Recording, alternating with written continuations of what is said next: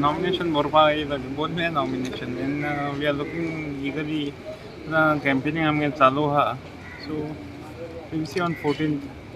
We are looking up for the election day. I think we are positive that we are going to win with a huge margin. As you are campaigning, how good response is getting here? We have got a very positive response as far as in the Cortalim constituency is concerned. TMC is very much accepted, very well accepted. I think it's nothing new. I think I've been working with the people at the grassroots level, so we are coping up and we will make a huge difference, which will be noticed on 10th of March. Mariano, you have been a Sancoale ZP earlier and you development as a family earlier.